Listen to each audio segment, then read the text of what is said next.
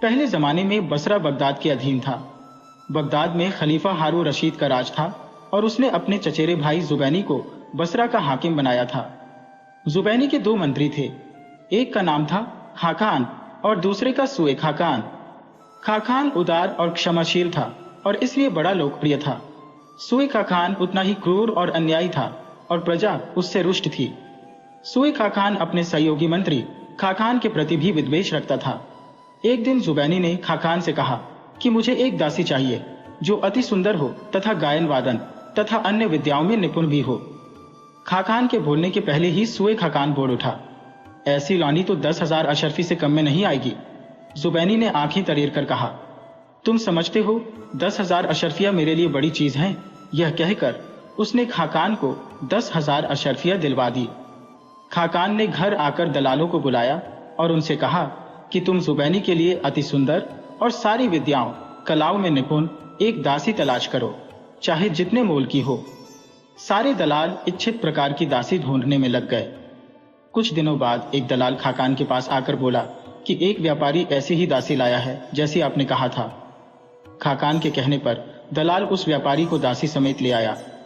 खाकान ने आकर जांच परख की तो दासी को हर प्रकार से गुण संपन्न पाया और जुबैनी की आशा से अधिक सुंदर भी पाया। उसने व्यापारी से उसका दाम पूछा तो उसने कहा, स्वामी, ये रत्न तो अनमोल है, किंतु मैं आपके हाथ मात्र 10,000 अशरफियों पर बेच दूंगा। इसके लालन पालन और शिक्षा दीक्षा पर मैंने बहुत श्रम किया है। ये गायन, वादन, साहित्य, इतिहास और सारी विद्याओं में पारंगत है और अभी तक अक्षत है।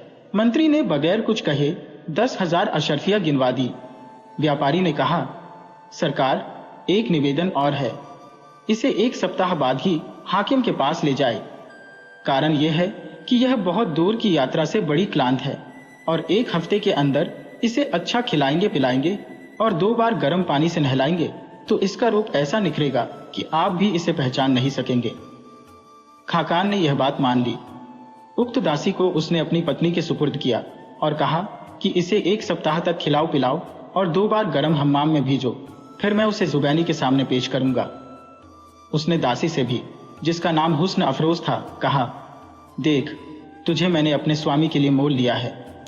तू यहां आराम से किंतु बड़ी होशियारी से रह। खबरदार, किसी पुरुष से तेरा संसर्ग न हो। खास तौर से तू मेरे जवान बेटे नूरुद्दीन से सावधान रहना।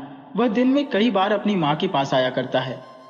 हुस्न अफरोज ने खाकान से कहा, सरकार, आपने बहुत अच्छा किया जो मुझे यह चेतावनी दे दी। अब आप इत्मीनान रखिए, आपकी आज्ञा के विरुद्ध कोई बात नहीं होगी। खाकान इसके बाद दरबार को चला गया। दोपहर के भोजन के समय नूरुद्दीन अपनी मां के पास आया तो उसने देखा कि उसकी मां के पास एक कंचनवर्णी, मृगनयनी, गजकामिनी शोरशी बैठी है। सौंदर्य की इस प्रतिमूर्ति को देखते ही उसका हृदय उस दासी के लिए बेचैन हो गया। उसके पूछने पर उसकी मां ने बताया कि इस दासी को, जो पारस देश से आई है, तुम्हारे पिता ने बसरा के हाकिम जुबैनी की सेवा के लिए खरीदा है।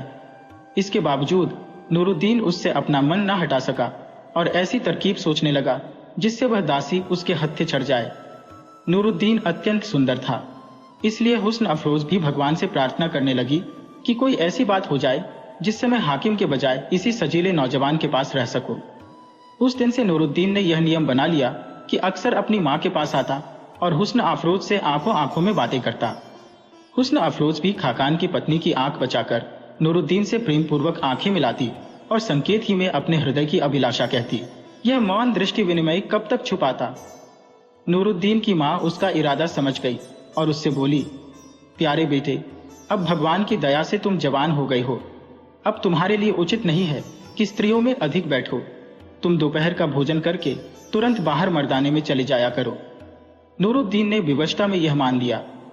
2 दिन बाद खाकान की पत्नी ने कुछ दासियों के साथ हुस्न अफरोज को हम्माम में भेजा। उन्होंने उसे गर्म पानी से मल मल कर नहलाया और फिर नए सुनहरे कपड़े पहनाए। जब वह खाकान की पत्नी के पास आई तो बुढ़िया उसे न पहचान सकी और बोली, बेटी, तुम कौन हो? कहां से आई हो? उसने हंसकर कहा, मैं आपकी दासी हुस्न अफरोज हूं, केवल स्नान करके आई हो। आपने जो दासियां मेरे साथ भेजी थी वे भी कह रही थी कि तुम स्नान के बाद इतनी अच्छी हो गई हो कि पहचानी नहीं जाती। खाकान की पत्नी ने कहा, सचमुच तुम पहचानी नहीं जाती? दासियों ने यह बात तुम्हारी खुशामद में नहीं कही थी। मैं भी तो तुम्हें नहीं पहचान सकी। अच्छा, ये बताओ कि हम्माम में अभी कुछ गर्म पानी बचा है या तुमने सब खर्च कर डाला?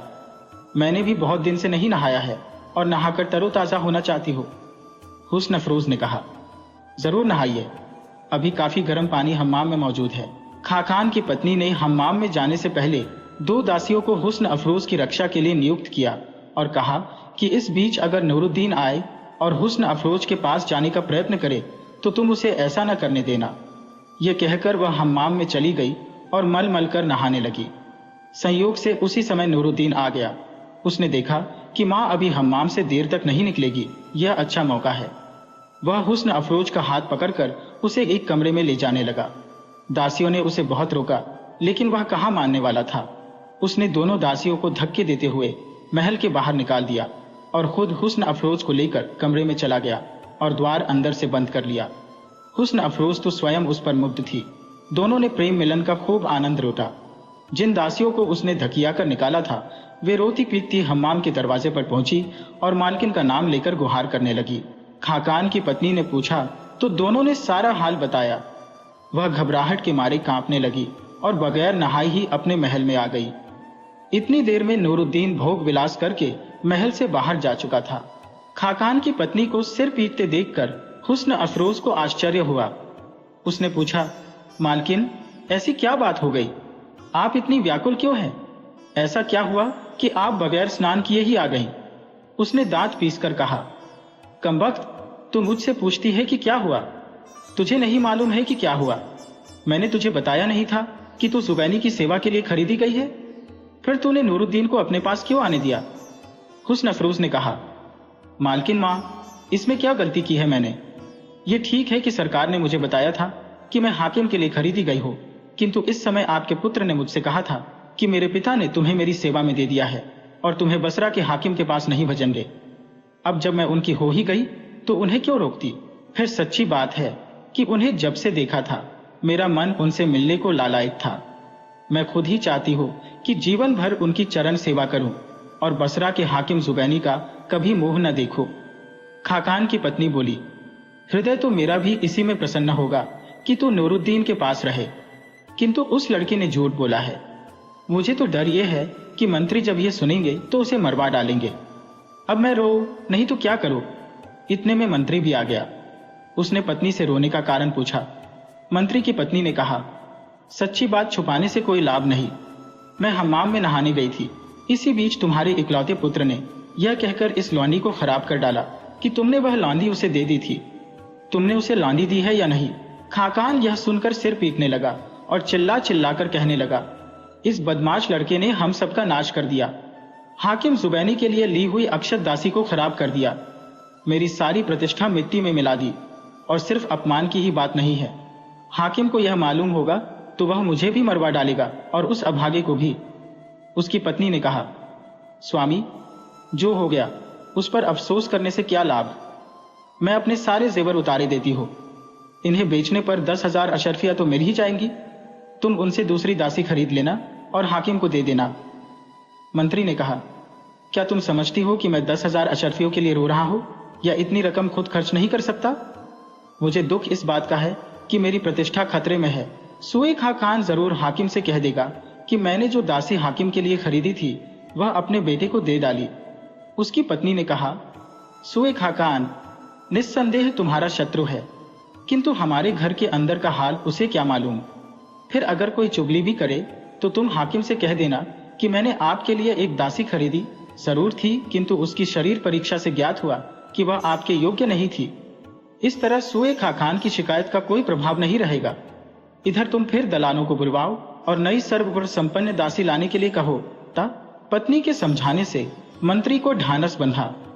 उसका नूरुद्दीन पर उतना क्रोध न रहा, किंतु वह उसे क्षमा भी नहीं कर सका। नूरुद्दीन अपने पिता से छुपकर रात के समय महल में आता और सुबह पिता के जागने के पहले बाहर चला जाता। फिर भी उसकी मां को यह भय और चिंता लगी रहती थी कि कभी मंत्री ने नूरुद्दीन को देखा तो उसका क्रोध फिर भड़क उठेगा और वह उसे जरूर मार डालेगा। उसने एक दिन अपने पति से यह बात पूछी तो उसने कहा कि मैं पाऊंगा तो जरूर उसे मार डालूंगा। पत्नी ने कहा, देखो, वह तुम्हारा इकलौता बेटा है। जवानी में आदमी से भूल हो ही जाती है, उससे भी हो गई। रही यह बात कि उसे अपने अपराध की गंभीरता का पता चल जाए तो उसकी तरकीब मैं बताती हूँ। तुम उसे पकड़ लेना और मारने के लिए तलवार निकाल लेना, फिर मैं तुम्हारी खुशामद करके उसे छुड़ा लूंगी। मंत्री को यह सुझाव पसंद आया। दूसरे दिन सवेरे पत्नी के इशारे पर मंत्री ने दरवाजे पर जाकर नूरुद्दीन को धर दबोचा और तलवार निकालकर उसे मारने के लिए उठाई। तभी उसकी पत्नी ने आकर उसका हाथ पकड़ लिया और बोली, तुम इसे मारना ही चाहते हो तो पहले मुझे मार डालो। नूरुद्दीन ने भी गिड़गिड़ाकर प्राण भिक्षा मांगी और कहा कि इतने से कसूर पर आप मेरी जान लेंगे तो कयामत में खुदा को क्या जवाब देंगे।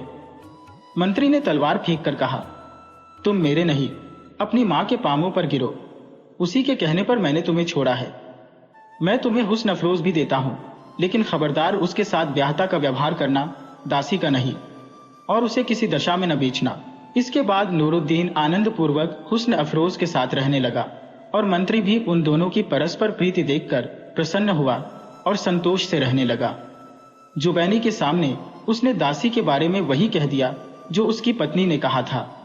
इसके 1 वर्ष बाद की बात है।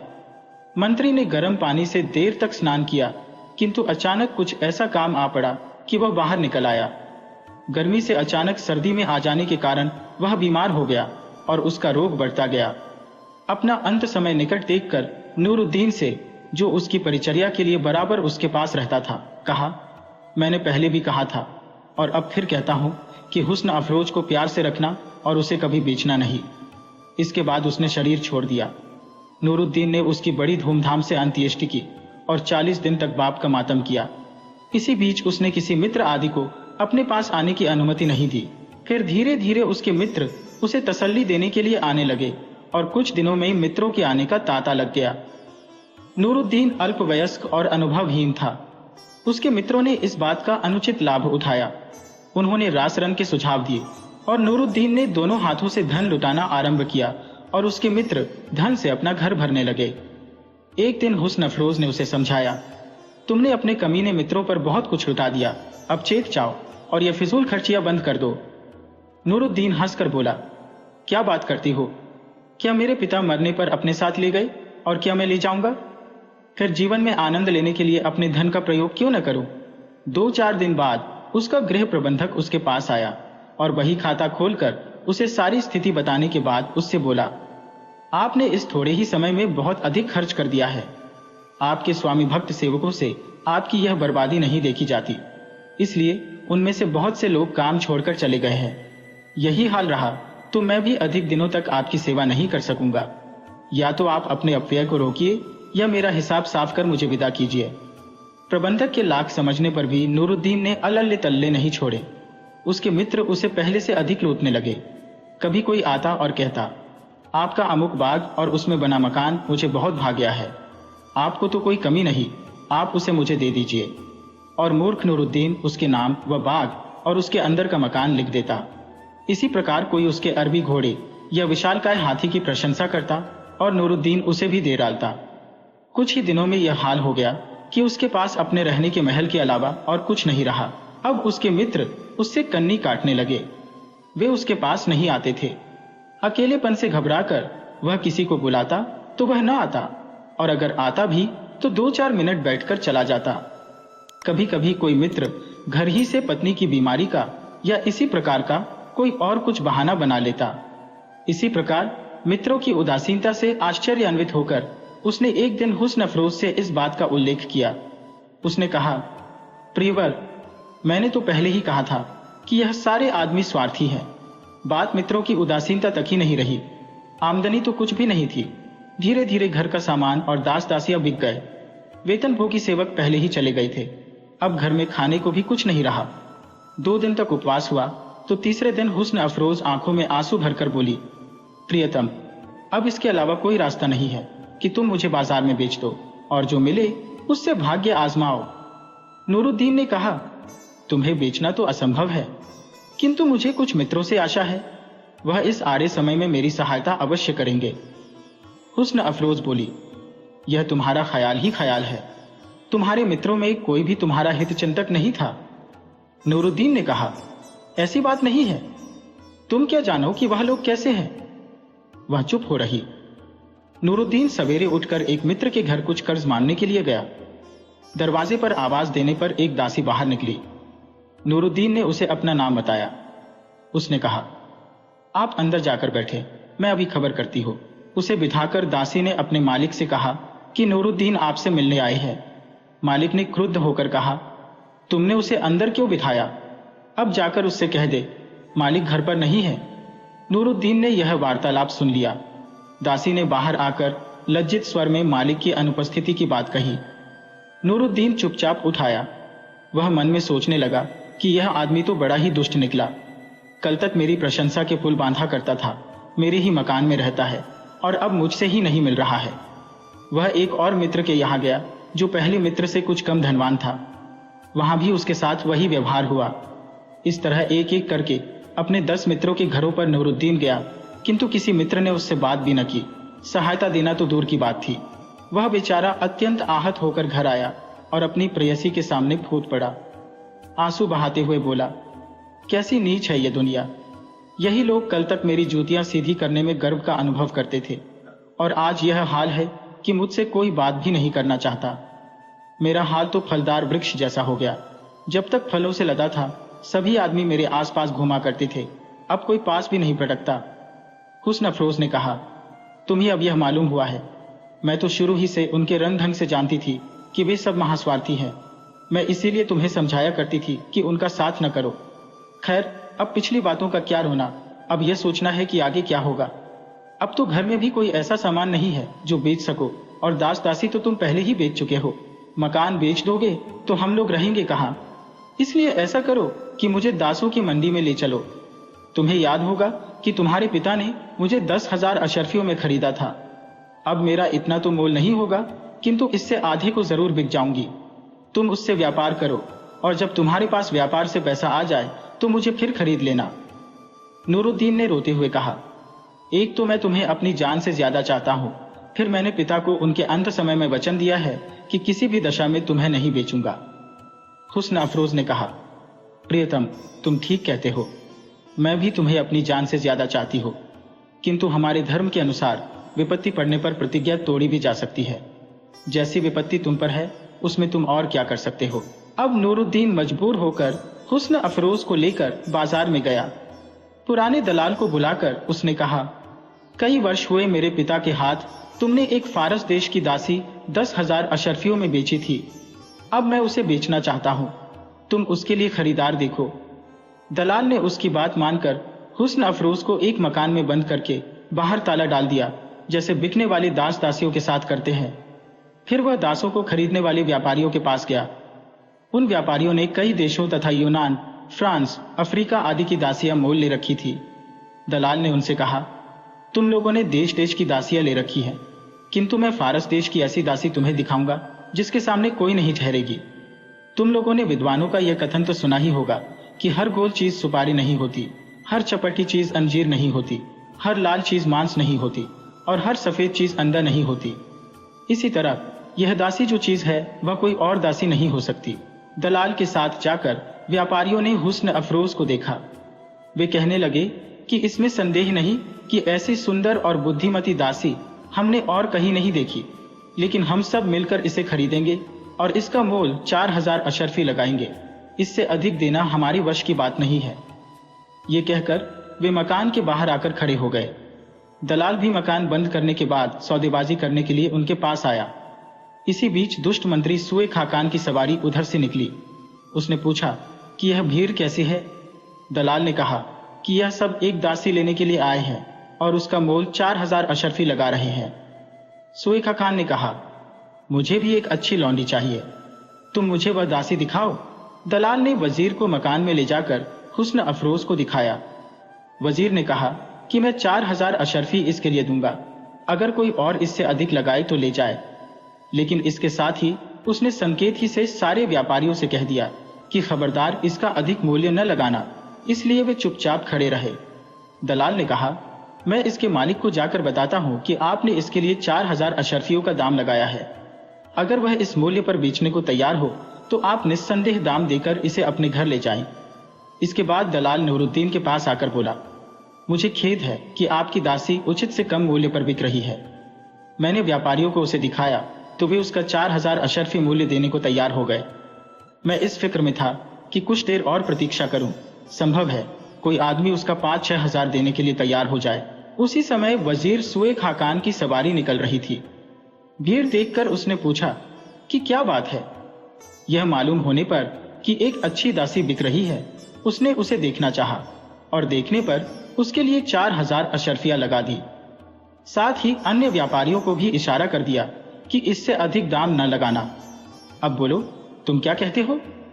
नूरुद्दीन ने कहा, सुए खाकान हमारे कुटुंब का पुराना दुश्मन है। मुझे यह बिल्कुल मंजूर नहीं कि किसी भी कीमत पर उसके हाथों अपनी प्रिय दासी बेचूं। दलाल ने कहा, वैसे तो वही उसकी कुछ अधिक दाम लगा सकता है और मैं उसके हाथ दासी बेचने को विवश हो जाऊंगा, लेकिन अगर तुम वास्तव में उसे किसी दाम पर न बेचना चाहो तो सिर्फ एक तरकीब है।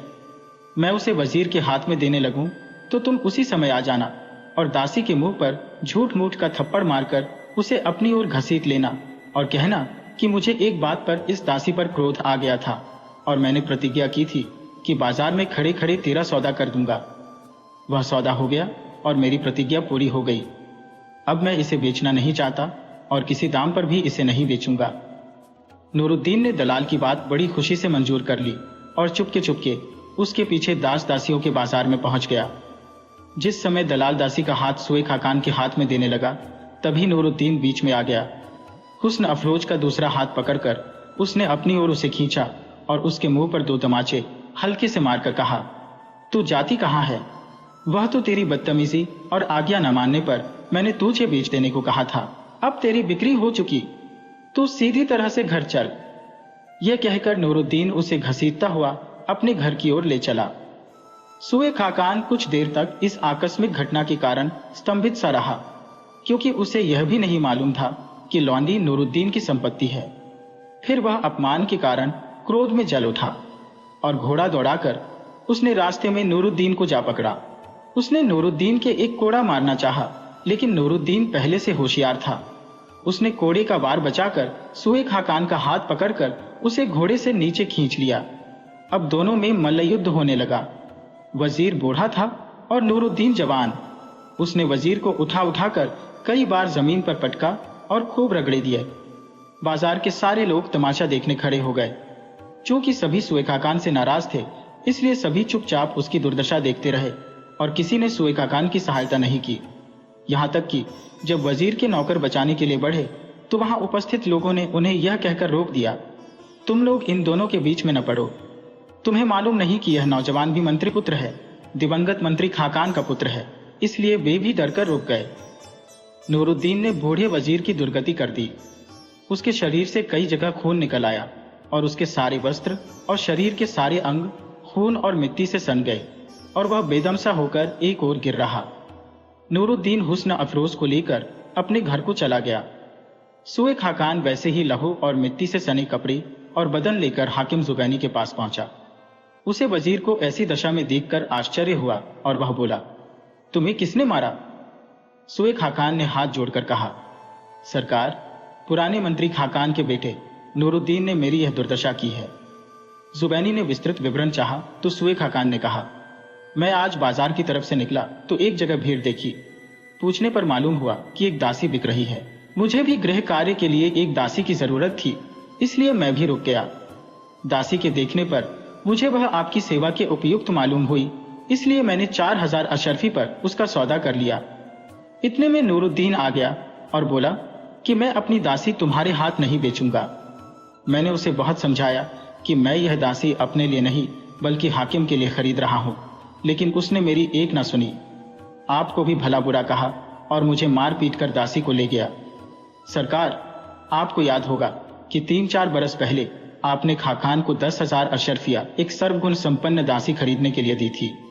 उसने इसी धन से यह दासी खरीदकर अपने बेटे को दे दी। तब से वह दासी उसी के पास है। पिता के मरने के बाद नूरुद्दीन ने अपनी सारी संपत्ति भोग विलास में उड़ा दी। अब उसके पास अपने एक मकान और इस लौंडी के अलावा कुछ नहीं है। भोग से तंग आकर वह अपनी उस दासी को बेच रहा था, किंतु मुझसे दुश्मनी होने के कारण उसने मेरे साथ यह किया। हाकिम जुबैनी को पुरानी बात याद आ गई और वह गुस्से में भर गया।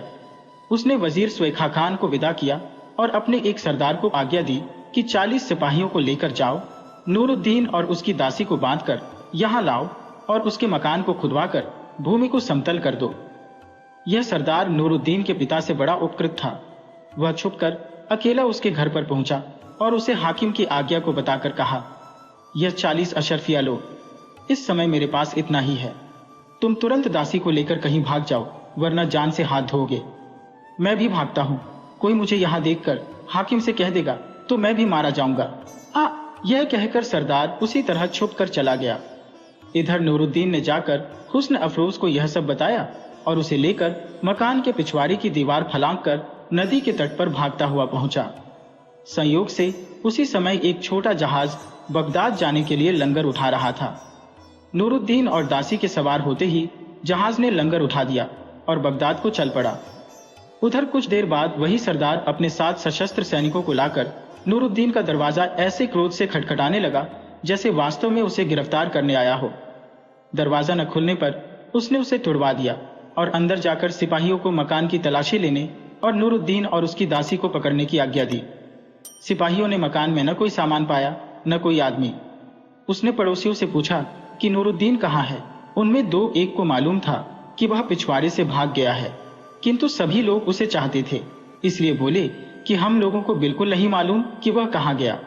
सरदार ने हाकिम से जाकर सारा हाल कहा तो उसने कहा कि उसका घर गिरवाकर समतल कर दो और शहर में मुनादी करवा दो कि जो नूरुद्दीन को पकड़ कर लाएगा उसे 1000 अशरफियों का इनाम मिलेगा, और अगर कोई उसे या उसकी दासी को शरण देगा तो उसे तथा उसके कुटुंबियों को मृत्युदंड दिया जाएगा। अतएव ऐसा ही किया गया। उधर नूरुद्दीन का जहाज बगदाद पहुंचा तो कप्तान ने यात्रियों को समझाया कि यह नगर अद्भुत है।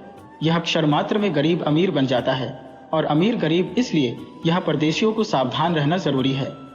खैर, बगदाद पहुंचकर अन्य व्यापारी तो अपने अपने ठिकानों पर गए। नूरुद्दीन ने कप्तान को 5 अशरफिया किराए में दी और हुस्न अफरोज को लेकर उतरा। उसके लिए यह नगर नितांत अपरिचित था और उसकी समझ में नहीं आ रहा था कि किस जगह ठहरे। दोनों बहुत देर तक भटकने के बाद एक बाग में पहुंचे जो नदी के तट पर था और जिसका द्वार खुला था। यहाँ बहुत देर तक बाग के कुंड में हाथ पांव धोने और जल पीने के बाद वे एक दालान में जा बैठे। वे दोनों बहुत थक गए थे, इसलिए लेट गए और लेटते ही सो गए। यह बाग खलीफा हारून रशीद का था। वह इसमें रात को सैर के लिए आया करता था। उस बाग में रात दिन मोमबत्तियां जला करती थी। उसमें एक विशाल बारहदरी थी जो इतनी ऊंची थी कि उसकी छत पर होने वाली रोशनी सारे नगर में दिखाई देती थी। उस बारहदरी में 80 द्वार थे जिनके किवाड़ बिल्लौर के बने हुए थे। बाग के रक्षक का नाम शेख इब्राहिम था। उसकी अनुमति के बगैर कोई आदमी बाग में प्रवेश नहीं कर पाता था। उस दिन वह थोड़ी देर के लिए बाग का दरवाजा खुला छोड़कर बाहर चला गया था। फिर उसे कुछ देर लग गई। संध्या काल निकल आने पर शेख इब्राहिम आया तो देखा कि कुंड के समीप की दालान में 2 व्यक्ति मुंह पर महीन चादरें डाले सो रहे हैं। उसे बड़ा क्रोध आया और उसने इरादा किया कि डंडा उठाकर दोनों को पीटे। फिर यह सोचकर रुक गया कि शायद ये परदेशी हों। बगैर सोचे विचारे इन्हें दंड देना ठीक नहीं है। पहले इनसे पूछो कि ये यहाँ क्यों और कैसे आए। उसने दोनों के मुंह की चादरें हटाई तो देखा कि एक से बढ़कर एक सुंदर स्त्री पुरुष है। उसने नूरुद्दीन का पांव हिलाकर उसे जगाया। उसने जाग कर देखा कि एक सफेद दाढ़ी वाला बूढ़ा मौजूद है तो उसने फौरन उठकर उसके हाथ चूमे और अदब से सलाम किया और बोला, पिताजी, मेरे लिए क्या आज्ञा है। रक्षक उसके विनय से प्रभावित होकर बोला, बेटे, तुम कौन हो, कहां से आए हो। नूरुद्दीन ने कहा, हम लोग परदेशी हैं, हम यहाँ किसी को नहीं जानते। आप कृपया हमें रात भर यहाँ रहने की अनुमति दें, सवेरा होते ही हम चले जाएंगे। बूढ़ा और प्रभावित हुआ, कहने लगा, यहाँ सोने में तुम्हें कष्ट होगा, तुम मेरे साथ चलो, मैं तुम्हें ऐसी जगह ठहराऊंगा जहां तुम आराम से सो सको। वहां से इस सारे बाग की सैर भी कर सकते हो। नूरुद्दीन ने पूछा, क्या यह बाग आपका है। उसने मुस्कुराकर कहा, हाँ, यह मेरे बाप की जायदाद है। फिर उसने बाग की एक और आरामदाह इमारत में उन्हें ठहराया जहां से सारा बाग दिखाई देता था। उसने उन्हें वहां की और भी इमारतें दिखाई। फिर नूरुद्दीन ने रक्षक के हाथ में 2 अशरफिया रखी और कहा कि इससे हम लोगों के लिए सुस्वाद भोजन मंगा दीजिए। बूढ़ी ने सोचा कि बहुत अच्छा हुआ कि मैंने ऐसे धनी और सुसंस्कृत आदमी को नहीं मारा। इन अशर्फियों से तो बढ़िया से बढ़िया खाना लाने पर भी मेरे पास बहुत कुछ बचा रहेगा। अतएव वह उन्हें बाग की बारहदरी में बिठाकर भोजन लाने चला गया। इधर नूरुद्दीन ने चाहा कि ऊपर जाकर सैर करे, किंतु जाकर देखा कि जीने में ताला जड़ा था। बाग का रक्षक भोजन लाया तो नूरुद्दीन ने कहा कि हम ऊपर जाकर भी देखना चाहते हैं, क्या आप हमें दिखा सकेंगे? दरोगा ने ताली निकालकर ताला खोल दिया। वे दोनों ऊपर जाकर बहुत खुश हुए। नूरुद्दीन ने कहा कि आप कृपा करके हम लोगों को यही सोने की अनुमति दे दीजिए। उसने यह भी कहा कि आप भी हमारे साथ भोजन करें और यही आराम करें। बूढ़ी ने सोचा कि आज खलीफा तो आने वाले हैं नहीं, आने वाले होते तो अब तक संदेश भिजवा देते। उसने यह भी सोचा कि ऐसे उदार आदमी की बात नहीं टालनी चाहिए, इसलिए वह न केवल उन्हें स्थान देने पर राजी हो गया, अपितु उसने खलीफा के लिए रखे हुए जराऊ बर्तनों में उन्हें भोजन परोसा। सब लोग खाना खाकर हाथ धो चुके तो नूरुद्दीन ने कहा, कुछ पीने को भी मिल सकता है? रक्षक ने कहा, मैं शरबत ला सकता हूं, लेकिन शरबत खाने के पहले पिया जाता है, बाद में नहीं। नूरुद्दीन बोला, आप ठीक कहते हैं, लेकिन मेरा मतलब शरबत से नहीं था, अंगूरी शराब से था। उद्यान रक्षक ने कहा, देखो इस्लाम में शराब हराम है। फिर मैं तो 4 बार हज कर आया हूं, मैं तो शराब पीना क्या उसे हाथ से भी नहीं छू सकता, बल्कि मैंने कभी शराब देखी भी नहीं है। नूरुद्दीन ने कहा, मैं एक तरकीब बताता हूं, बाग की खाई के पास एक गधा बंधा है, उसे ले आइए। मैं रुमाल में एक अशर्फी बांधकर उसकी पीठ पर रख दूंगा। आप उसे हाँकते हुए शराब खाने तक ले जाइए और शराब खाने के मालिक को इशारे से अशर्फी दिखा दें। वह समझ जाएगा और अशर्फी लेकर शराब की मटकियां गधे पर लाद देगा। फिर आप गधे को यहाँ ले आइए। यहाँ हम वे पात्र उतार लेंगे। आपको शराब छूने या मुंह से मानने की जरूरत ही नहीं पड़ेगी। बूढ़े को इसमें कोई बुरी बात नहीं दिखाई दी। उसने वही किया जो नूरुद्दीन ने कहा था। गधे के वापस आने पर नूरुद्दीन ने मटकियां गधे से उतार कर रखी और बूढ़े से कहा, आपने हम लोगों पर बड़ी कृपा की है, अब थोड़ी और दया कीजिए। 2-3 गिलास और शराब के साथ खाने के लिए कुछ फल ले आइए। बाग के रक्षक दारोगा ने यह चीजें भी लाकर दी और साफ कपड़ा जमीन पर बिछाकर उस पर फल काटकर तश्तरियों में रख दिए और गिलास पी। ये करके वह कुछ दूर जा बैठा ताकि कहीं यह लोग मुझसे भी मदिरा पान के लिए न कहें। जब दोनों को शराब पीकर नशा आ गया तो नूरुद्दीन ने हुस्न अफरोज से कहा कि हम लोग कितने भाग्यवान हैं कि इस निपट अनजाने शहर में भी हमें ऐसी सुंदर जगह ठहरने को मिली है। फिर वे दोनों गाने लगे। उनका गाना सुनकर दारोगा खुश हुआ और कुछ पास आकर गाना सुनने लगा। नूरुद्दीन ने उससे कहा, दारोगा साहब, आप बहुत अच्छे आदमी हैं, आप भी हमारे इस आनंद में शामिल हो जाए। मैं आपकी प्रशंसा में कसीदा सुनाऊंगा। दारोगा ने हंसकर कहा, आप दोनों के आनंद से मुझे काफी आनंद आ रहा है, अब और आनंद क्या चाहिए। यह कहकर वह फिर दूर जा बैठा। हुस्न अफरोज ने नूरुद्दीन से कहा, आप कहें तो मैं इस बूढ़े कर्मकांडी को भी शराब पिला दूं। उसने कहा, ऐसा हो जाए तो बड़ा मजा आएगा। हुस्न अफरोज बोली, आप उसे बुलाकर अपने हाथ से शराब का गिलास दें। वह पी ले तो ठीक है, वरना आप खुद उस गिलास को पीकर चारपाई पर लेटकर सोने का बहाना करना। फिर देखो मैं इसे किस तरह राह पर लाती हूं। नूरुद्दीन ने यह मान लिया। नूरुद्दीन ने दारोगा को आवाज देकर कहा, बुजुर्गवार, यह अच्छा नहीं लगता कि आप जीने में बैठे रहें और हम यहाँ चांदनी का आनंद लें। हम कोई जबरदस्ती तो आपको पिला नहीं देंगे। आप कृपया यहाँ आकर इस सुंदरी के बगल में बैठिए। बूढ़ा यह सुनकर खुश तो हुआ कि ऐसी सुंदरी के पास बैठने को मिलेगा, किंतु प्रकटता नाक भौं चढ़ाता हुआ आया और हुस्न अफरोज के बगल में बैठ गया। नूरुद्दीन ने इशारा किया तो हुस्न अफरोज ने सुंदर गाना आरंभ किया। गाना खत्म होने पर नूरुद्दीन ने एक गिलास भरकर दारोगा को दिया और कहा कि अगर आप गाने से खुश हैं और इसका इनाम देना चाहते हैं तो ये गिलास तो पी ही लें। बूढ़ी ने कहा, मैं पहले ही आपको अपनी मजबूरी बता चुका हूं, वरना आपकी बात क्यों टालता। नूरुद्दीन ने कहा, जैसी आपकी इच्छा। यह कहकर वह गिलास को खुद पी गया। अब हुस्न अफरोज ने एक सेब के 2 टुकड़े किए और एक टुकड़ा वृद्ध की ओर बढ़ाकर बोली, शराब नहीं पीते तो फल तो लीजिए, इसे खाने से तो धर्म नहीं रोकता। बूढ़े ने धन्यवाद सहित सेब ले लिया और उसे खाने लगा। हुस्न अफरोज ने फिर गाना शुरू किया। अब बूढ़े पर हुस्न अफरोज का जादू चढ़ने लगा था। नूरुद्दीन पलंग पर जाकर सोने का बहाना करने लगा। गाना खत्म होने पर हुस्न अफरोज ने शिकायत के स्वर में बूढ़े से कहा, देखिए इनकी कैसी बुरी आदत है, 2 गिलास पीकर ही नींद की गोद में चले जाते हैं, मैं अकेली रह जाती हूँ। अब कृपया आप मुझे अकेला न छोड़ें, मेरे और पास आकर बैठ जाएं। बूढ़ा तो उसके नयन शर से पहले ही बिंद चुका था, वह उसके पास जा बैठा। हुस्न अफरोज समझ गई कि अब इसे पिलाई जा सकती है। उसने शराब का 1 गिलास भरकर उसकी ओर बढ़ाकर कहा, देखिए आपको मेरे सिर की कसम है, इससे इनकार न कीजिए, इसके पीने से जो पाप आप पर पड़ेगा वह मैं अपने सिर लेती हूँ। ये कहकर उसने हाव भाव के साथ गिलास उसके मुंह से लगा दिया। बूढ़ा उसे पी गया और बचा हुआ आधा सेब भी खा गया। हुस्न अफरोज ने दूसरा गिलास बढ़ाया तो उसने बगैर हिचके पी लिया। इसके बाद उसे नशा चढ़ा तो वह खुद अपने हाथ से भर भर कर कई गिलास पी गया। इतने में नूरुद्दीन भी पलंग से उठकर आया और मुस्कुराकर बोला, बड़े मियाँ, तुम तो बड़े परहेजगार थे, अब क्या हो गया?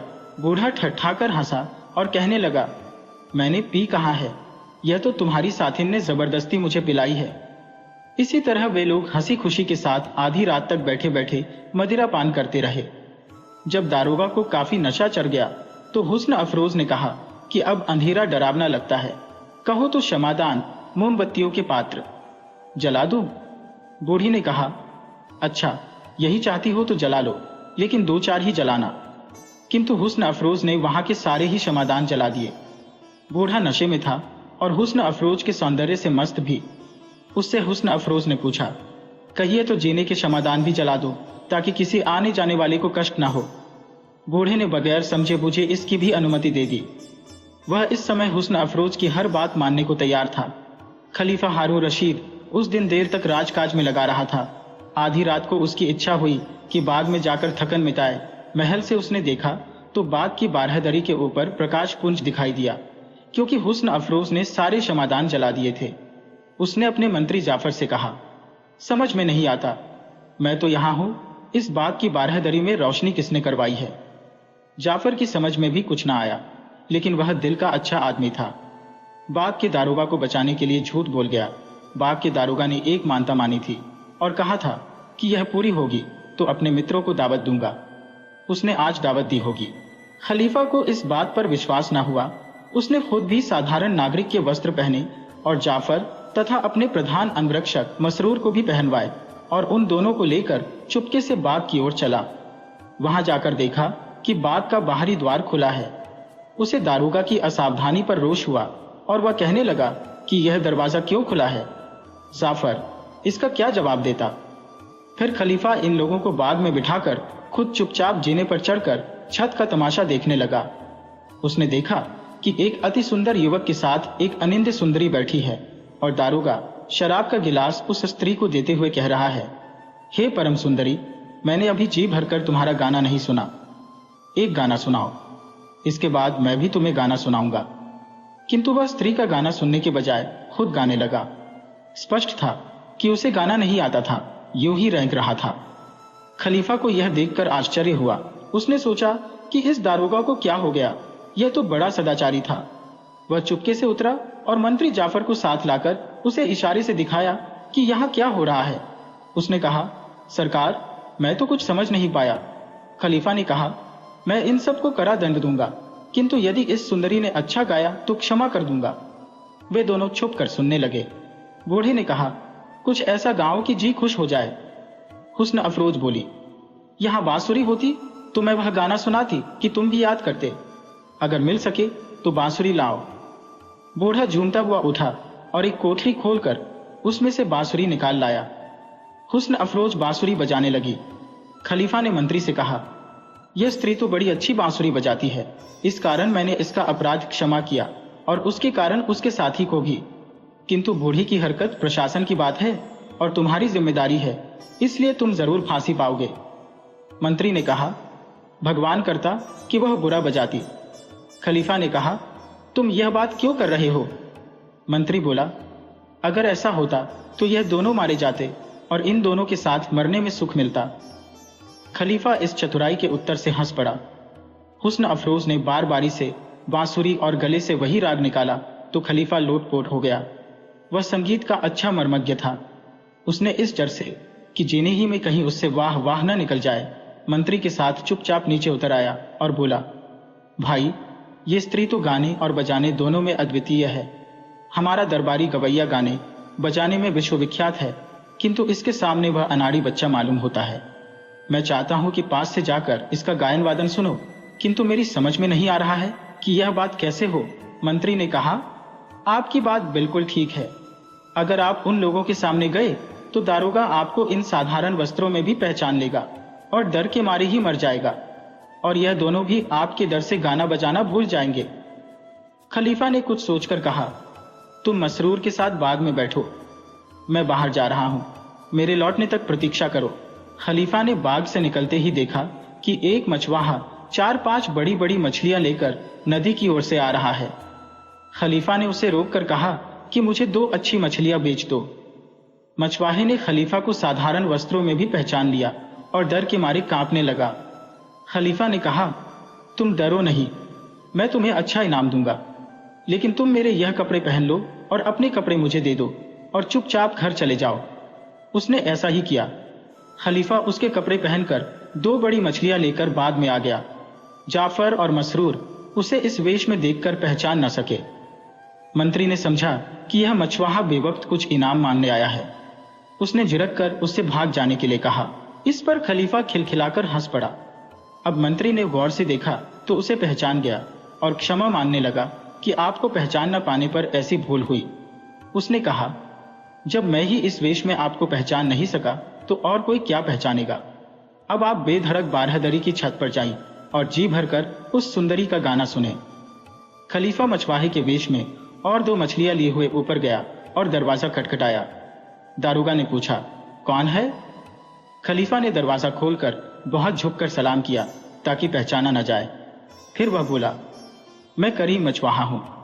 मैंने सुना है कि आपने अपने मित्रों की दावत की है, इसलिए मैं आपकी सेवा में 2 बहुत ही उत्तम मछलियां लाया हूं ताकि आप मेहमानों को भली भांति संतुष्ट कर सकें। दारोगा ने नशे में खलीफा को बिल्कुल न पहचाना और बोला, तुम मछुआरे हो या चोर, रात में इस तरह घूमते हो? खैर, यहां आओ और दिखाओ कि क्या लाए हो। खलीफा मछलियां ले गया तो हुस्न अफरोज को वे पसंद आई। उसने दारोगा से कहा कि इन्हें भुनवा दीजिए तो मजा आ जाए। दारोगा ने हुक्म दिया, करीम, फौरन बावर्ची खाने में जाओ और यह मछलियां भून लाओ। खलीफा बोला, बहुत अच्छा सरकार। ये कहकर नीचे आया और जाफर और मसरूर से कहा कि इन मछलियों को साफ करके भूनना है। जाफर पाकशास्त्र में निपुण था, चुनांचे तीनों बावर्ची खाने में गए और तेल, मसाला आदि भूनकर मछलियों को साफ करके उन्हें अच्छी तरह प्रकार से भूना। उन्होंने कुछ नींबू भी काटकर मछली के टुकड़ों के साथ थालियों में सजा दिए और उन्हें ऊपर ले गए। उन तीनों ने स्वाद ले लेकर मछलियां खाईं, क्योंकि जाफर ने बहुत स्वादिष्ट मछलियां बनाई थी। हुस्न अफरोज ने कहा, वास्तव में मैंने जीवन में ऐसी स्वादिष्ट मछलियां नहीं खाई थी। नूरुद्दीन को भी मछलियां पसंद आई। फिर हुस्न अफरोज की प्रशंसा से उस पर और असर पड़ा। उसने अशर्फियों की थैली निकाली और मछुआरा बने हुए खलीफा को देकर कहा, देखो भाई, मेरे पास जो कुछ था वह सब मैंने तुम्हें दे डाला। काश तुम मेरे पास पहले आए होते जब मैं वास्तव में इनाम देने की हालत में था, तब तुम देखते कि मैं किस तरह खुश होने पर इनाम दिया करता हूं। अभी जो मिला है उसी से संतोष करो। खलीफा ने थैली खोली तो देखा कि उसमें 24 अशर्फियां हैं। उसे आश्चर्य हुआ कि यह कौन ऐसा मन चला है कि पकी हुई मछलियों के लिए 24 अशर्फियां दिए डाल रहा है। उसने कहा, मालिक, भगवान आपको युगों युगों तक कुशलता पूर्वक और प्रसन्नता पूर्वक रखे। मैंने अपने सारे जीवन में आप जैसा दानवीर नहीं देखा। अब आप नाराज ना हो तो एक निवेदन करो। मैंने आपकी सुंदरी साथिन के पास बांसुरी रखी देखी है। मालूम होता है कि इसे बांसुरी बजाने का शौक है। मुझे भी संगीत सुनना बहुत अच्छा लगता है। आप आज्ञा दें तो मैं भी 2 मिनट बैठकर इनकी वादन कला देख लूं और फिर आप लोगों को आशीर्वाद देता हुआ अपने घर चला जाऊं। नूरुद्दीन उदारता की धुन में तो था ही। उसने हुस्न अफरोज से कहा, चलो इस बेचारे को भी कुछ सुना दो। इसे कहाँ गाना बजाना सुनने को मिलता होगा। हुस्न अफरोज पर भी शराब का नशा खूब चढ़ा था। साथ ही सुस्वादु मछलियां खाकर वह भी बहुत प्रसन्न थी। उसने सोचा कि मैं अपना पूरा कमाल दिखाऊं। उसने बांसुरी उठाई और एक साथ ही बांसुरी और मुंह से एक ही राग इस कौशल के साथ निकाला कि दोनों में एक स्वर का भी अंतर नहीं था। खलीफा ने बहुत प्रशंसा की। फिर उसने खाली बांसुरी पर एक बड़ा कठिन राग निकाला। खलीफा ने जी खोलकर प्रशंसा की। उसने कहा, मालिक, मैंने ऐसी गुणवंती नारी कभी नहीं देखी। इनमें संगीत निपुणता भी है और अमृत जैसा कंठ भी। ऐसा गुणज्ञ संसार भर में कोई ना होगा। आप धन्य हैं कि आपको ऐसी अनिंद सुंदरी और ऐसी गुणवंती साथी मिली है। नूरुद्दीन की आदत थी कि अगर कोई उसकी चीज की बहुत प्रशंसा करता था तो वह चीज उसी को दे देता था। हुस्न अफरोज उसकी दासी थी। उसने कहा, अगर यह नारी तुम्हें ऐसे ही पसंद है तो इसे ले जा सकते हो। मैंने इसे तुम्हें दे डाला। तुम संगीत मर्मज्ञ जान पड़ते हो, इसकी अच्छी कद्र करोगे। हुस्न अफरोज को बड़ी परेशानी हुई कि ऐसे सुंदर मालिक के बजाय मछवाही के साथ रहना पड़ेगा। नूरुद्दीन उठकर चलने लगा था। हुस्न अफरोज ने आंसू भरकर कहा, मालिक, चलते चलते मेरा एक और गीत तो सुनते जाओ। नूरुद्दीन रुक गया। हुस्न अफरोज ने छुपकर आंसू पोंछे और एक सदैर्चित वियोग गीत गाने लगी, जिसका अर्थ यह था कि मुझे अपने पास ही रखो, मछवाहे के हाथ में न दो। नूरुद्दीन ने उसका भाव तो समझ लिया, किंतु वह विवश होकर चुप बैठा रहा। दी हुई चीज के लिए कैसे कहता कि मैं इसे नहीं दूंगा। खलीफा ने आश्चर्य से पूछा, यह स्त्री आपकी दासी है? उसके स्वर में सहानुभूति पाई तो नूरुद्दीन ठंडी सांस भरकर कहने लगा, करीम, तुम इतने पर क्या आश्चर्य करते हो? मेरी पूरी कहानी सुनो तो वास्तव में आश्चर्य में पड़ जाओगे। यह कहकर उसने सारा किस्सा उसे बताया। मछवाहे बने हुए खलीफा ने कहा, अब आप कहां जाएंगे, क्या करेंगे? नूरुद्दीन ने कहा, जो भी भगवान चाहेगा वही होगा।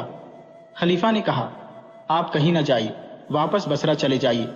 मैं वहां के हाकिम को एक छोटा सा पत्र लिखे देता हूं, वह जुबैनी को दे देना। इसके बाद तुम्हारे सारे दुख दूर हो जाएंगे।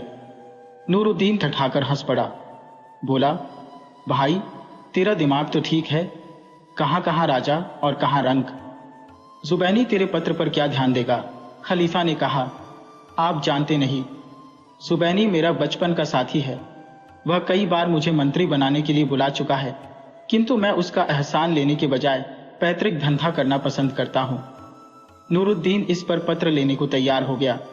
खलीफा ने कलम और कागज लेकर इस प्रकार का पत्र लिखा, मैं मेहंदी का पुत्र खलीफा हारून रशीद अपने चचेरे भाई जुबैनी को, जो बसरा का हाकिम है, यह आदेश देता हूं कि इस पत्र को देखते ही मंत्री खाकान के पुत्र नूरुद्दीन को, जिसके हाथों यह पत्र जा रहा है, अपनी जगह बसरा का हाकिम बनाओ और शासन की कुर्सी पर बिठाओ। इस आज्ञा का रंच मात्र भी उल्लंघन नहीं होना चाहिए। यह लिखकर खलीफा ने पत्र बंद किया और जाफर को दिया। उसने चुपचाप खलीफा की मुहर उस पर लगा दी। फिर वह पत्र नूरुद्दीन को दे दिया।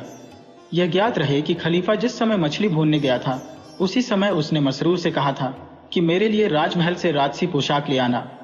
वह पोशाक आ गई थी। खलीफा ने यह भी कहा था कि तुम जीने पर प्रतीक्षा करना, और जब मैं जीने के दरवाजे पर हाथ मारूं तो तुम सिपाहियों के साथ पोशाक लेकर छत पर आ जाना। इधर बूढ़ा दारोगा नशे की हालत में यह सब देख रहा था। नूरुद्दीन जब पत्र लेकर गया तो हुस्न अफरोज भी उसके पीछे रोती हुई जीने के दरवाजे तक गई और फिर लौट आई। दारोगा ने खलीफा से कहा, करीम, तू 1-2 कौड़ी का मछवाहा है। तेरी 2 मछलियों का मूल्य 2-4 आने से अधिक नहीं। इनके बदले में तूने इतनी अशर्फियां और ऐसी सुंदर और गुणवंती दासी पाई। तू यह सब अकेले हजम नहीं कर सकेगा। इनमें से आधा मुझे दे दे, वरना मैं तुझे बड़ी मुसीबत में फंसा दूंगा। खलीफा ने कहा, मुझे थैली में नहीं मालूम अशर्फिया है या कुछ और। चलो, जो भी होगा आधा आधा बांट लेंगे, लेकिन तुम इस लौंदी में हिस्सा पाने की आशा छोड़ दो। यह मुझे मिली है और मैं इसे अपने पास रखूंगा। अब इसमें चाहे आप खुश हो या ना खुश। दारोगा नशे में तो था ही, तथा कथित मछवाहे की इस बात पर उसे इतना क्रोध आया कि उसने एक चीनी की तश्तरी फेंक कर खलीफा के सर पर मारी। खलीफा सिर टेढ़ा करके चोट से बच गया और तश्तरी दीवार से टकराकर टूट गई। दारोगा इस बात से और आगबूला हुआ और रोशनी लेकर एक कोठरी में गया ताकि वहां से लकड़ी लाकर मछवाहे को मारे। इसी बीच खलीफा ने जीने के किवाड़ पर हाथ मारा। इस पर मसरूर और 4 गुलाम छत पर आ गए। वहां एक छोटा सिंहासन भी पड़ा था। खलीफा राजसी वस्त्र पहनकर उस पर जा बैठा और उसके पीछे 4 गुलाम और बगल में एक और जाफर और दूसरी ओर मसरूर खड़े हो गए। 12 दरी की छत पर छोटा मोटा दरबार लग गया। उधर बूढ़ा एक मोटी लाठी लेकर आया और मछवाहे को ढूंढने लगा। उसे मछवाहा न दिखाई दिया। बल्कि खलीफा तख्त पर बैठा दिखाई दिया। वह आंखें मल मल कर देखने लगा कि यह स्वप्न है या सत्य। कुछ क्षणों के बाद खलीफा बोला, बड़े मियाँ, क्या बात है? क्यों घबराहट में इधर उधर देख रहे हो? अब बूढ़ी ने पहचाना कि खलीफा ही मचवाहा बना हुआ था। वह उसके पांवों पर गिर पड़ा और अपनी दाढ़ी खलीफा की जूतियों पर मल मल कर अपने अपराध के लिए क्षमा मांगने लगा। खलीफा ने कहा, तुम्हारे एक नहीं कई अपराध है। बाग को खुला छोड़ दिया, अजनबियों के साथ शराब पी, दूसरे को मिली चीज में हिस्सा बटाने लगे और न मिलने पर मारपीट पर उतारू हो गए। लेकिन मुझे तुम्हारे बुढ़ापे और तुम्हारे सारे जीवन के सदाचार का ख्याल है, इसलिए मैं तुम्हारे सारे अपराध क्षमा करता हूँ। लेकिन आगे से होशियार रहना। अब हुस्न अफरोज समझ गई कि यह बाग का मालिक स्वयं खलीफा है। उसे इस बात से बड़ा संतोष मिला कि किसी मछुआरे के हाथ नहीं दी गई। खलीफा ने उससे कहा, अब तो तुम्हें मालूम ही हो गया होगा कि मैं कौन हूँ। मैंने संसार भर में नूरुद्दीन से बढ़कर बड़े दिल वाला कोई आदमी नहीं देखा जो केवल प्रशंसा करने पर अपनी सबसे प्यारी चीज दे डाले। मैंने पत्र द्वारा उसे बसरा का हाकिम नियुक्त किया है। जब वह अपना काम संभाल लेगा तो मैं तुम्हें भी उसके पास भेज दूंगा। तब तक तुम मेरे महल में रहोगी। ये सुनकर हुस्न अफरोज की खुशी का ठिकाना नहीं रहा। खलीफा उसे लेकर महल में आया। दूसरे दिन उसने हुस्न अफरोज को अपनी रानी जुबैदा के हाथ में सौंपा और कहा कि इसका ख्याल रखना, यह बसरा के नए हाकिम नूरुद्दीन की स्त्री है और कुछ दिनों बाद इसे उसी के पास भेजना है। इधर नूरुद्दीन एक जहाज में बैठकर, जो उसी समय छूट रहा था, बसरा पहुंचा और अपने किसी मित्र या परिचित से मिले बगैर सीधे हाकिम जुबैनी के पास पहुंचा। वह उस समय मुकदमों के फैसले कर रहा था। नूरुद्दीन बेधड़क उसके पास पहुंचा और कहा, आपके पुराने मित्र ने यह पत्र आपके लिए दिया है। जुबैनी ने खलीफा की हस्तलिपि देखकर पत्र को चूमा और मंत्री सुए खाखान से उसे पढ़ने के लिए कहा। मंत्री ने पत्र देखा तो उसकी जान निकल गई। उसने प्रकाश में अच्छी तरह पत्र पढ़ने के बहाने बाहर आकर खलीफा की मुहर वाला लिफाफे का भाग दांतों से कुतर कर खा लिया। वापस दरबार में आकर कहा कि इस पत्र में नूरुद्दीन को बसरा का हाकिम बनाने को लिखा है, किंतु यह पत्र जाली मालूम होता है। उसने कहा, सरकार, मुझे ऐसा मालूम होता है कि नूरुद्दीन ने मुझसे और आपसे अपने अपमान का बदला लेने के लिए यह ढोंग रचा है। इसने खलीफा से हम लोगों की शिकायत जरूर की होगी, किंतु खलीफा बच्चा तो है नहीं जो बहकावे में आ जाए। वह ज्यादा से ज्यादा यह लिखता कि इसे दंड न दो या कोई नौकरी दे दो। ऐसे निठल्ले आदमी को वह बसरे का हाकिम किस तरह बना देगा। उसने यह भी कहा कि आप नूरुद्दीन को मेरे सुपुर्द कर दीजिए, मैं खोज करके असल तथ्य का पता लगाऊंगा। जुबैनी भी क्यों आसानी से अपना पद देता। उसने सुए खाकान की बात मंजूर कर ली। सुए खाकान नूरुद्दीन को अपने भवन में लाया। वह उसकी जान का प्यासा हो ही रहा था। चुनांचे उसने नूरुद्दीन को इतना पिटवाया कि वह बेहोश होकर गिर गया और मरने के समीप हो गया। फिर उसने उसे एक तंग कोठरी में बंद कर दिया और उस पर कड़ा पहरा बिठा दिया और आदेश दिया कि इसे दिन में सिर्फ एक बार कुछ रोटी के टुकड़े और पानी दिया जाए, इससे अधिक कुछ न दिया जाए। नूरुद्दीन को होश आया तो देखा कि उसे एक सीली, दुर्गंधपूर्ण और ऐसी तंग कोठरी में बंद किया गया है जिसमें वह हिलडुल भी नहीं सकता। उसे यह तो मालूम ही नहीं था कि जुबैनी के नाम पत्र में क्या लिखा था। वह रो रो कर कहने लगा, वाह रे मछवाहे, मैंने तो तुझे अपना सब कुछ दे डाला, अशरफियों के साथ अपनी प्राणों से भी प्यारी दासी भी दे डाली, और तूने मेरे इस उपकार का बदला इस प्रकार दिया। भगवान तुझे तेरी इस दुष्टता के लिए कभी क्षमा नहीं करेगा। मैं भी कैसा नादान हूं कि उस मछवाहे के कहने में आ गया। सुए खान ने नूरुद्दीन को 6 दिन तक ऐसे ही कष्ट में रखा। वह चाहता तो था कि नूरुद्दीन का प्राणांत हो जाए, किंतु उसकी हिम्मत उसे अपने घर में मारने की नहीं हो रही थी। वह उसे हाकिम ही से मृत्युदंड दिलाना चाहता था। 7वें दिन उसने अच्छी अच्छी चीजों की टोकरियां नौकरों के सिर पर लदवाई और जुबैनी के सामने पेश की। उसने पूछा, यह क्या है? तो सुए खान ने कुटिलता पूर्वक कहा, यह बसरे के नए हाकिम ने आपके पास भेजा है ताकि इनके बदले आप उसे बसरे का हाकिम बनाए। इससे जुबैनी को बड़ा गुस्सा आया। उसने कहा, वह अभी जिंदा है? मैंने समझा था कि तुमने उसे मार डाला होगा। मंत्री ने कहा, मुझे किसी को प्राणदंड देने का अधिकार नहीं है। जुबैनी ने कहा, मैं आज्ञा देता हूं कि तुम उसकी गर्दन उतारो। कमबख्त मुझसे मजाक करता है। सुए खाकान ने कहा, आपकी आज्ञा सिर आंखों पर, किंतु मैं चाहता हूं कि वह सर्वसाधारण के सामने मारा जाए, तभी मैं उससे उस सार्वजनिक अपमान का बदला लूंगा जो उसने किया है। जुबैनी ने मान लिया। शहर में मुनादी की गई कि कल नूरुद्दीन की, जिसने मंत्री का खुलेआम अपमान किया था, अमुक स्थान पर गर्दन काटी जाएगी। सुएखा खान उसे अत्यंत अपमान पूर्वक अंधे बेजीन के घोड़े पर बिठाकर वधस्थल पर लाया। नूरुद्दीन ने कहा, बुद्धे खबीस, तू मुझ निर्दोष को झूठ और छल से अपमान पूर्वक मरवा रहा है, मगर याद रखना कि भगवान निर्दोष व्यक्ति का खून बहाने वाले आदमी को कभी क्षमा नहीं करता। सुएखा खान दांत पीसकर बोला, दुष्ट, तू इस तरह से मेरा सब लोगों के सामने अपमान कर रहा है। खैर, इसकी सजा क्या दी जाए? तुझे तो सबसे बड़ी सजा मिलने वाली है। नूरुद्दीन को महल से लगे एक बड़े मैदान में पहुंचा दिया गया, जहां लोगों को आम जनता के सामने मारा जाता था। जल्लाद ने कहा, मुझे आपके पिता का जमाना याद है। मैं आपका सेवक हूं, किंतु इस समय मेरा कर्तव्य आपको मारना है। आपकी कुछ अंतिम इच्छा हो तो कहें। नूरुद्दीन ने कहा कि मुझे पानी पीना है। जल्लाद ने एक आदमी से पानी मंगाया और नूरुद्दीन पीने लगा। सुएखा खान जल्लाद पर बिगड़ने लगा कि देर क्यों कर रहा है, तुरंत ही इसकी गर्दन क्यों नहीं काट देता। जो लोग वहां मौजूद थे वे मंत्री की कठोरता पर उसे बुरा भला कहने लगे, किंतु उस पर कुछ प्रभाव न हुआ। जल्लाद ने देखा कि मंत्री नाराज हो रहा है तो उसने तलवार निकाली। वह वार करना ही चाहता था कि जुबैनी ने महल की खिड़की से सिर निकालकर कहा, अभी इसे न मारो। मुझे दिखाई देता है एक बड़ी फौज चली आ रही है। पहले मालूम तो हो कि यह क्या मामला है। सुएखा खान चाहता था कि नूरुद्दीन जल्दी से जल्दी मारा जाए। उसने कहा, यह धूल तो उन लोगों के आने से उठी है जो इस पापी के मारने का तमाशा देखने आ रहे हैं। आप जल्लाद को आज्ञा दें कि वह तुरंत अपना काम करें। जुबैनी बोला, नहीं, यह सेना ही है। अभी जल्लाद हाथ रोके रहे। मैं पहले पता तो लगाऊं कि कौन आ रहा है। हुआ यह था कि हुस्न अफरोज को अपनी मलिका के पास भेजकर खलीफा उसके और नूरुद्दीन के बारे में भूल गया था।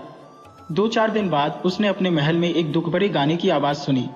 उसे आश्चर्य हुआ कि इतना दुखी होकर कौन गा रहा है। पूछवाया तो सेवकों ने बताया कि यह नूरुद्दीन की दासी है, जिसे आपने आश्रय दिया था। वही नूरुद्दीन के वियोग में विरह गीत गा रही है।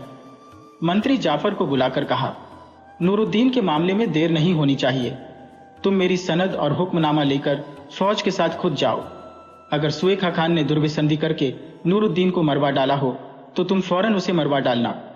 अगर नूरुद्दीन जिंदा हो तो तुरंत उसे और जुबैनी को मेरे पास ले आओ। मैं इस संबंध में सारे फरमान लिखवा कर देता हूं। नूरुद्दीन के सौभाग्य से जाफर ठीक उसी समय पहुंचा जब जल्लाद नूरुद्दीन को मारने ही वाला था। उसकी सेना नगर में आई तो लोगों ने सत्कार पूर्वक उसे रास्ता दिया। जाफर जुबैनी के दरबार में पहुंचा। जुबैनी उसके सम्मानार्थ अपने तख्त से उतरकर स्वागत के लिए दरवाजे तक आया। जाफर ने पूछा, नूरुद्दीन का क्या हाल है? उसे मरवा तो नहीं डाला? अगर वह जिंदा है तो उसे तुरंत मेरे सामने लाओ। नूरुद्दीन उसी तरह बंधा बंधाया लाया गया। जाफर ने उसकी रस्सी खुलवाई और खलीफा का फरमान दिखाकर सुएखा खान को उसी रस्सी में बंधवाया। जाफर उस दिन तो वहीं ठहरा। दूसरे दिन नूरुद्दीन जुबैनी और बंदी अवस्था में सुएखा खान को लेकर बगदाद की ओर चल पड़ा। वहां पहुंचने पर उसने और जुबैनी ने खलीफा से सारी कहानी कही। खलीफा ने कहा, नूरुद्दीन, तुम पर भगवान की असीम कृपा है। जाफर को पहुंचने में थोड़ी भी देर हो जाती तो तुम मारे जाते। अब तुम अपने इस पुराने दुश्मन को अपने हाथ से मारो। नूरुद्दीन ने खलीफा के सामने की भूमि को चूम कर कहा, सरकार, इसमें संदेह नहीं कि यह मेरा पुराना शत्रु है, किंतु यह इतना बड़ा पापी है कि मैं इसके खून से अपने हाथ रंगना नहीं चाहता। आप मुझे इस बारे में माफी दें। खलीफा ने मुस्कुराकर कहा, तुम सचमुच बड़े सुसंस्कृत आदमी हो। नहीं चाहते तो इसे न मारो। यह कहकर उसने जल्लाद को इशारा किया और जल्लाद ने तुरंत ही सुएखा खान का सिर उसके धड़ से अलग कर दिया। नूरुद्दीन को बसरा का हाकिम बनाने की बात पर वह बोला, सरकार, आपकी बड़ी कृपा है, किंतु मैं उस मनहूस शहर में नहीं जाना चाहता। मुझे अपने चरणों ही में रहने की अनुमति दीजिए। खलीफा ने उसकी बात मान ली। उसे एक बड़ी जागीर और विशाल भवन देकर अपना दरबारी बना लिया और हुस्न अफरोज को उसे दे दिया। खलीफा जुबैनी से भी नाराज था कि उसने पहली आज्ञा क्यों नहीं मानी, किंतु जाफर ने उसकी सिफारिश की कि इसी ने अंत समय में नूरुद्दीन की हत्या रुकवाई। अतएव खलीफा ने उसका पद उसे वापस दे दिया और शहजाद ने अगली कहानी आरंभ कर दी। वीडियो अच्छी लगी हो तो इसे लाइक करें और ऐसी ही मज़ेदार कहानियों के लिए चैनल को सब्सक्राइब करें और बेल आइकन दबाएं। ज़्यादा से ज़्यादा अपने दोस्तों को शेयर करें। धन्यवाद।